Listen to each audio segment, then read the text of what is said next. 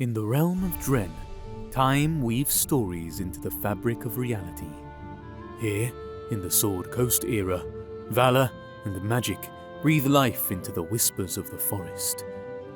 Aranastra stands proud amidst Dren's expanse, a land of wonders where every element tells a tale of light and shadow. Amidst the verdant expanse of Aranastra lies Verdantis, a city where ancient elven artistry intertwines with the vitality of nature's embrace. Its towering spires and graceful arches speak of a deep heritage, while the vibrant marketplace brims with the promise of adventure. Here, at the dawn of the Sword Coast era, the air is charged with the energy of potential stories, each waiting for brave souls to turn them into legend. Welcome to Verdantis, where every path may lead to destiny, and every encounter could forge a hero. Epic Chronicles of Dren, the Troupe Saga, Episode 1, Crossing of the Fates. The marketplace, a vibrant hub, buzzes with the energy of trade and tales untold. Brave souls, heed the call. The path to Paladin demands valor. Face the wilds, confront bandits and unknown threats. Rich rewards for those who dare. When first laying eyes on Mordekai, one is struck by his striking grey skin and the small, sharp horns that frame his cunning face that seems to know secrets others do not. His attire is a blend of practicality and flair, hinting at both his streetwise nature and a touch of vanity. Perilous journeys and rewards, eh? What sort of troubles are we talking about on this road to Paladin? The dangers are many and varied. Bandits have grown more daring, and there are rumors of darker threats in the wilds. Mordekai's smirk grows, intrigued by the mention of darker threats. Akra, a silver dragonborn's towering presence, is defined by her gleaming silver scales and the imposing horn structures that accentuate her regal head. Her warrior's build is both elegant and intimidating, a living testament to the Dragonborn's renowned strength. Even standing still, she exudes a formidable aura of power. She is standing behind Mordekai. We've encountered and conquered many dangers. These threats you speak of, they do not deter us. Thoradin, the Dwarf Paladin beside her, nods, his expression resolute. Thoradin's stout form is a bastion of dwarven resilience, his face framed by a meticulously braided blonde beard and marked by a notable scar on his cheek. His armor is as much a proclamation of his faith as it is protection, etched with symbols of his paladin oaths and shining with the polish of care. in the face of evil, we shall not waver. Paladin's safety is our duty. Your bravery is a beacon of hope. Please, gather at the Drifting Leaf Inn. You'll find others there who have answered the call. Mordekai watches Akra and Thoradin's display of valor and commitment with a mix of amusement and annoyance. As the recruiter turns away, he deftly pickpockets him, his annoyance fading at the satisfying weight of the stolen coins. In another corner, Keth and Urzo overhear the conversation and approach, their demeanor indicating seasoned warriors. Keth's seasoned half-orc warrior's gaze has a certain depth, carved by battles past. His sturdy frame carries the scars of warfare, each a badge of survival. His armor is functional, scarred from combat, and his posture speaks of readiness and a life dedicated to the martial discipline. The road to Paladin seems to promise more than just coin, my friend. It calls for steel and strength. Shall we answer? Urzo, standing beside him, gives a nod of assent. Urzo's poise is that of the calm before the storm. His dark eyes, under a furrowed brow, survey the world with an air of quiet contemplation. His attire, a harmonious blend of samurai robes and armor, is as much a statement of his discipline as it is a defense against the trials of combat. Our blades still thirst for purpose. To Paladin, then, may our journey forge new tales of heroism. The recruiter, overhearing the exchange, approaches them with an air of desperation mixed with hope. Brave warriors, your presence would be a boon on this treacherous path. We await you at the Drifting Leaf Inn. Keth exchanges a glance with Urzo, their shared history and unspoken bond sealing their decision. We will stand guard on this journey.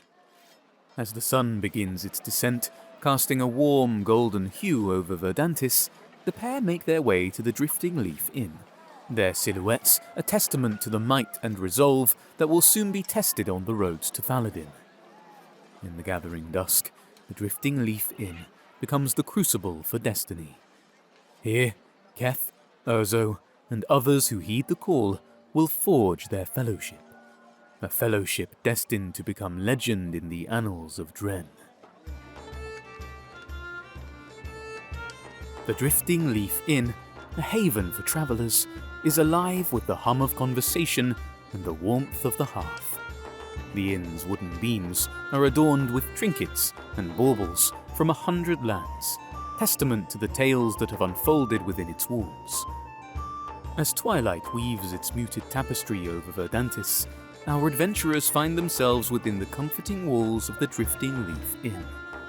A sense of anticipation fills the air. Akra, the silver Dragonborn, scans the room until her eyes land on Keth. Their reunion is a clash of armor in a heartfelt embrace. Keth, by the dragons, it's good to see you in one piece. Thanks to you, I know how to take a beating.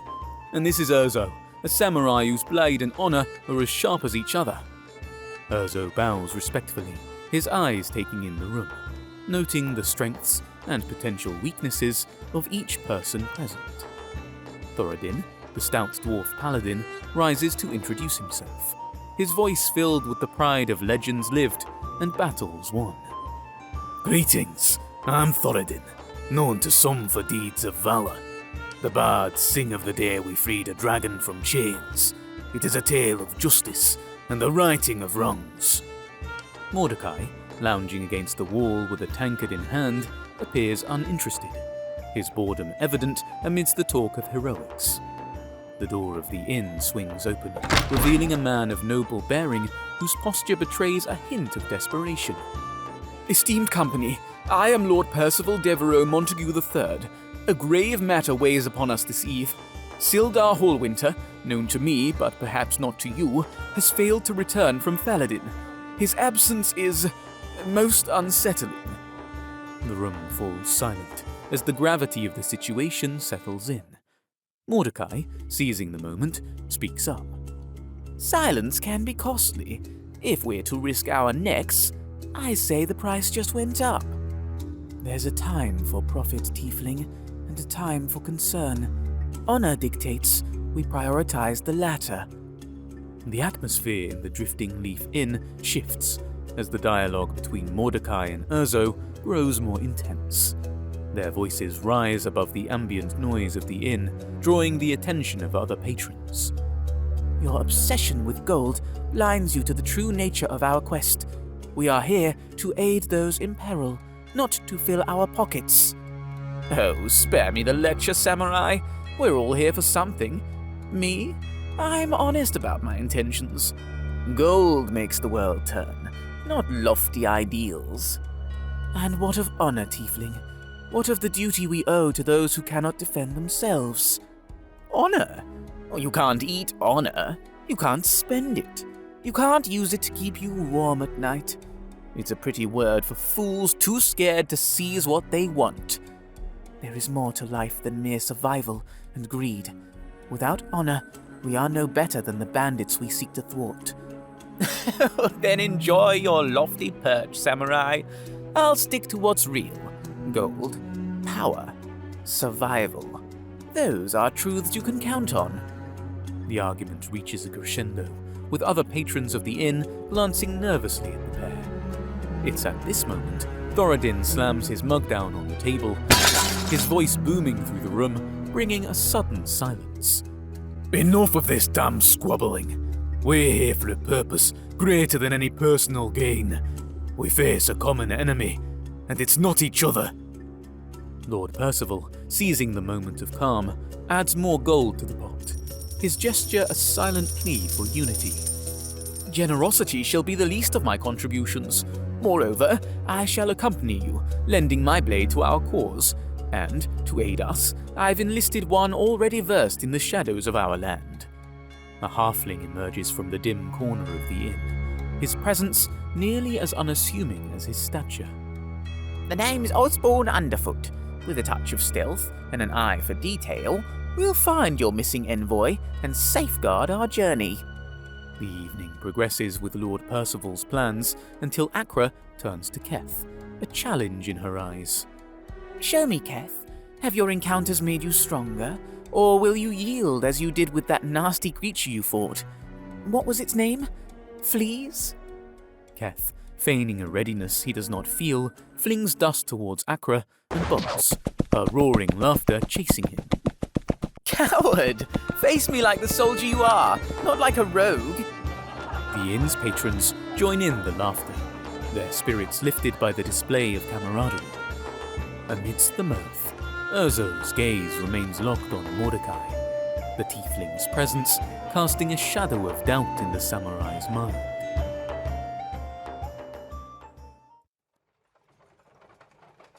Leaving the safety of Verdantis, our band of adventurers find themselves on a path where secrets begin to surface and tensions simmer just beneath the calm. Thoradin, curious about Osborne's past, initiates a probing dialogue. Thoradin, his eyes reflecting a mix of curiosity and caution, turns to Osborne, who sits with an air of quiet confidence. Osborne, your skill in the shadows is evident. But what of the tales that lurk within them?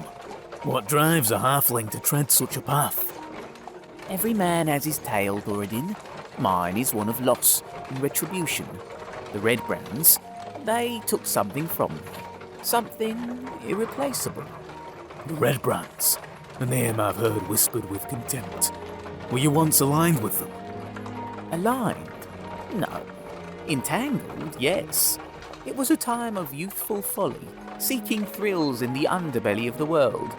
But folly turned to tragedy, and now I seek to make right what once went so terribly wrong. A quest for redemption, then. A path both noble and perilous. I respect your candor, Osborne, though I'll keep an eye on those shadows of yours. Watch as closely as you like, Dwarf. What I seek lies at the end of this journey, and it's not something found in the light. The conversation fades as the carriage rolls on, the landscape of Dren passing by. Thoradin's expression is thoughtful, weighing the words of the halfling, while Osborne stares out the window, lost in memories of a past that continues to shape his present.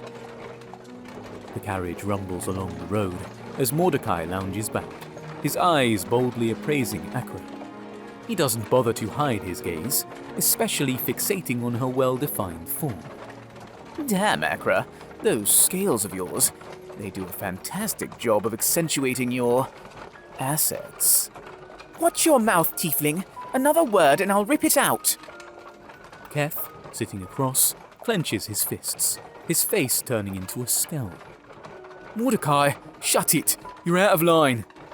Oh, relax, Keth. I'm just admiring the scenery. What's the harm in enjoying the view? Eh, Akra?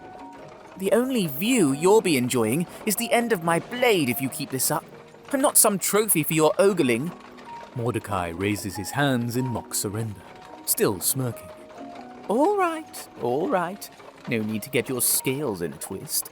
I can appreciate a fine warrior, in all respects. Keth, seeing Akra's growing fury, readies himself to intervene. That's fucking enough, Mordekai. We've got bigger problems than your mouth. Akra gives Mordekai a scathing look, her body tense, ready to spring into action at any further provocation. Let's focus on the mission, and you keep your eyes and thoughts to yourself.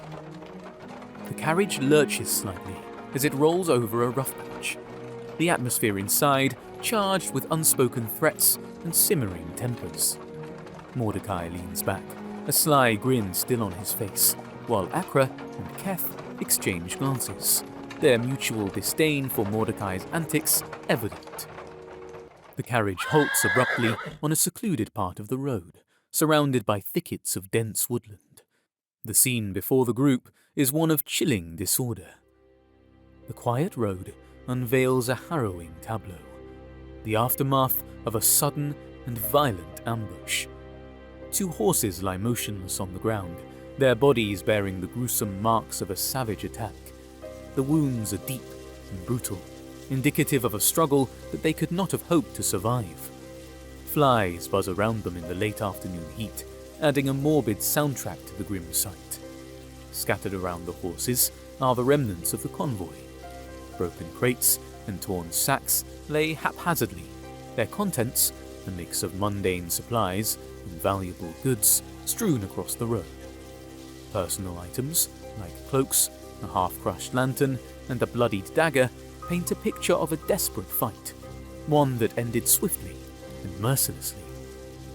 Lord Percival, Osborne, and Urzo step out of the carriage, their faces etched with concern and alertness. Osborne kneels beside the nearest horse, examining the ground for tracks and signs of the attackers. These tracks are fresh, and they're everywhere. Goblins, no doubt.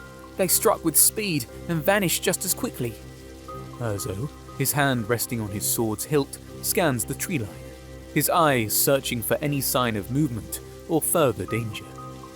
This was no random encounter. It was a calculated strike. We must be vigilant. The attackers could still be nearby. Lord Percival looks over the remnants of his convoy, his face a mixture of sadness and resolve. This is a devastating loss, not just in goods, but in lives as well. We must ensure that such tragedy does not befall us. The trio carefully navigates through the wreckage, piecing together the events that unfolded. As they do, a sense of urgency grips them, the realization that their journey is fraught with unseen perils. In the quiet of the forest, the evidence of chaos speaks volumes. The adventurers stand amidst the wreckage, the weight of their task now fully realized. In the shadowed quiet of the woodland road, the adventurers face the stark aftermath of an ambush, a silent witness to the brutality of their unseen foes. As Lord Percival, Osborne, and Urzo continue their examination of the scene, the others step out of the carriage, their expressions a mix of alertness and concern. Akra, surveying the tree line with a warrior's trained eye, suddenly stiffens. Weapons ready! We're not alone here! The group instinctively tightens their grip on their weapons, scanning the surrounding woods. The air grows tense, the earlier tranquility shattered by the prospect of imminent danger. Mordekai, his earlier nonchalance replaced by a sharp focus, peers into the trees, his eyes narrowing. Fuck, we're dealing with goblins. He moves slowly to the dense forest, where the rustling of leaves and subtle movements hint at the lurking threat. The group stands back to back, forming a defensive circle, their eyes finding bright red eyes around the trees, staring at them.